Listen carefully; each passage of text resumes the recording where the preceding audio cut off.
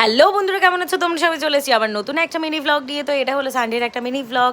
আর Sunday মানেই তো আমার বিভিন্ন নতুন নতুন জায়গা এক্সপ্লোর করা। আজকে কিন্তু কোনো ক্যাফে যাচ্ছি না, আজকে বেরিয়ে পড়েছিলাম রাস্তা দিয়ে, যেখানে দু চোখ যায় সেখানে যাব বলে।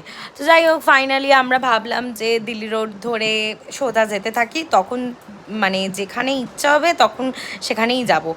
তো সেই অনুযায়ী আমরা বেরিয়ে পড়েছিলাম। বেরিয়ে পড়ার পর তো এত খারাপ এক্সপিরিয়েন্স, পুরো আকাশ জুড়ে মেঘ। আর আমি বারবার ভয় পাচ্ছিলাম যে এত লেট করে বেরোনোর পর বৃষ্টিটা না চলে আসে, তাহলে পুরো প্ল্যানটা ম্যাচাকার হয়ে যাবে।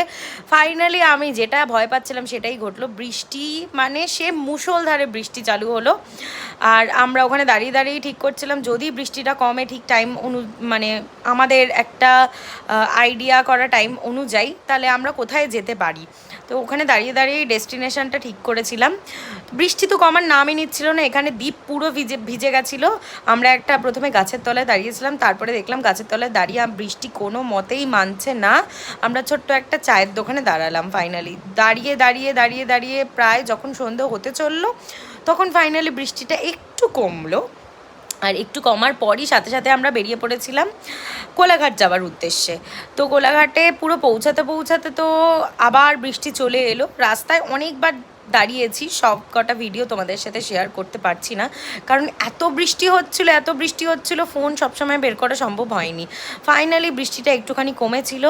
আর এই যে কোলাঘাটের ব্রিজ, আর আমি ভেবেছিলাম দিনের বেলা যদি পৌঁছাতে পারি, মানে আমি খুব সুন্দর করে ভিউটা দেখাবো, কিন্তু এখানে তো সেটা হলো না। আমরা ফাইনালি পৌঁছে গেলাম শেরি পাঞ্জাবে।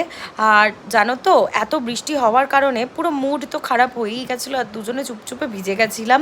মানে বুঝতে পারছিলাম না যে ফেরত যাব নাকি ওখানে কিছুটা টাইম স্পেন্ড করব। আর সানডে বলে এত পরিমাণে ক্রাউড ছিল, একটু বসার জায়গা ছিল না।